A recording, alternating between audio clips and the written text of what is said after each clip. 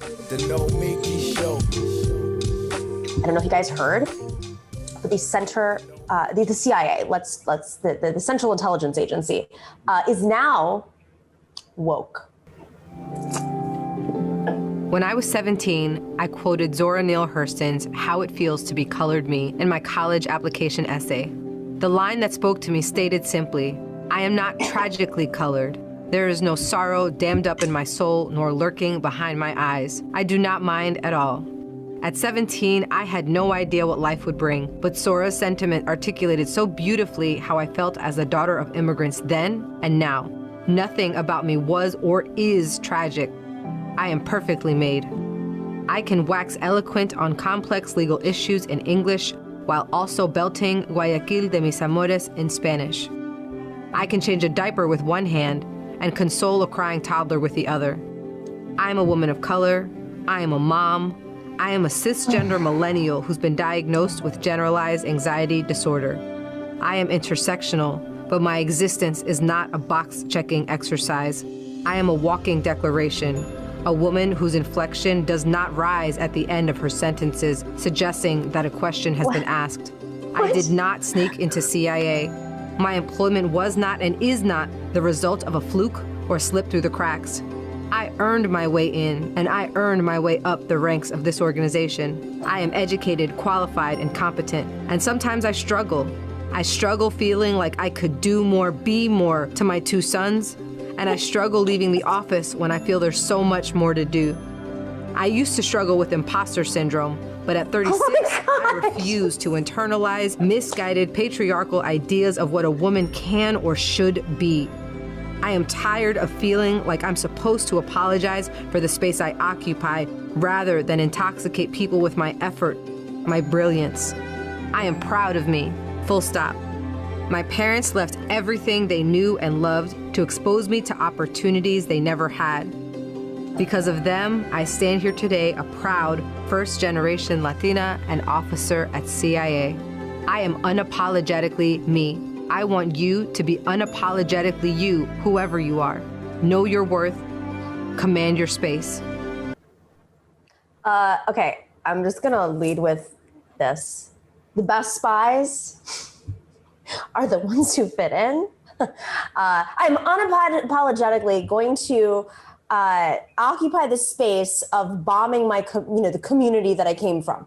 Are you kidding me? I'm sorry, there's so much here. There's so much here. First off, it sounded like a therapy class, therapy session, not, it was like an AA meeting. Like what was that, guys? That was insane.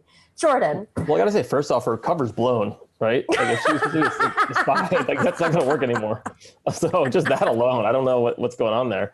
I want to say two things. I think there was a point where she meets Gina Haspel, I think, and she's like the architect of the torture regime. So, I mean, great job. She's joined great company. I honestly, I think it's maybe like a psyops thing where they did that and they're going to show that liberals and progressives and people on the left are so angry about it. They're going to say, look, we go with woke and they won't even accept us. They're not patriotic. Like they couldn't have been making this in good faith, assuming that people would be like, oh yeah, that's right. We should go join the CIA and torture people. Like if they thought that was going to attract people, then like, I would love to advise the CIA and just waste their money.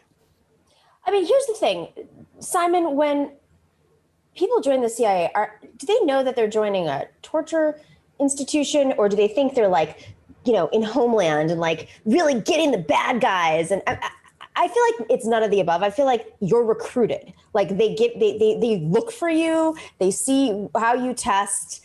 I don't know. I mean, listen, as much as people say I'm part of the CIA, I actually don't understand.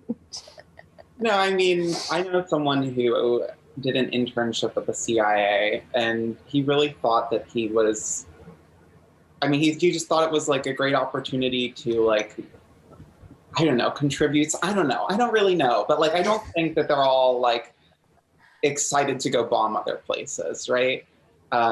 While that is, of course, what the CIA is about, that and sort of destabilizing countries all over the world, for American business interests mostly.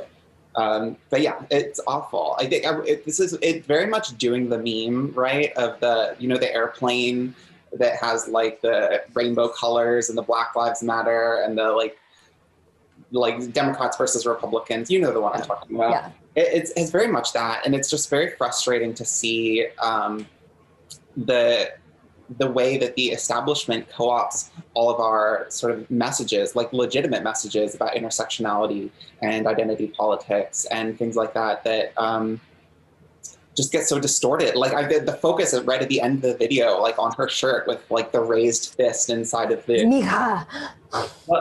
Yeah, I mean, this is like what the raised fist is like. What is like you Resisting? Who do you think we're resisting? That was I think Who do you the think is rebellions. the power? You work for the power now. Like you're not resisting anything anymore. You know, it's very frustrating.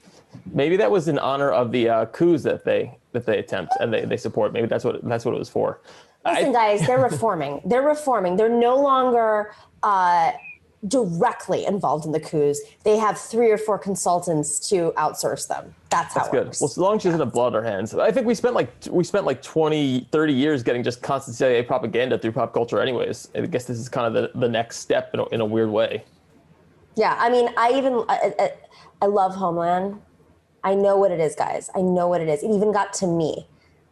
So it's like, you know, it's James Bond, same thing. Like you don't even realize what you're taking in, and it's such a great art form. But of course, all CIA propaganda. But I would like to show another video. There's another version of this video out there right now. Another CIA propaganda video, equally as wokey.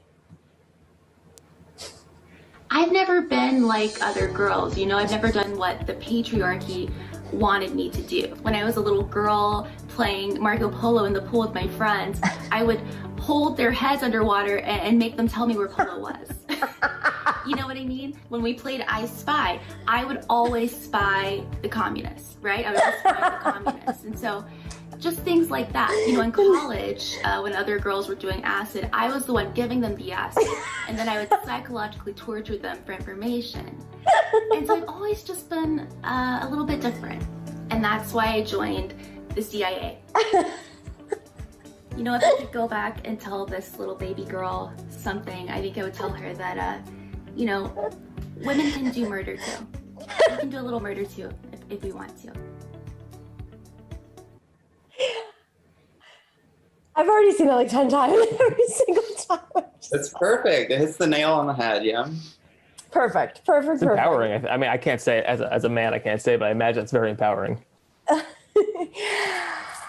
Listen, if you murder with a little bit more empathy, you just have to look in the person's eyes. That's women come to the table with more empathy. I think that George W. Bush called that compassionate conservatism. It was, which he's still on, by the way. It has not died. I don't know if you guys got that memo from last week. Compassionate conservatism has not died. And it's evolved into painting photos of dogs. The Nomiki Show.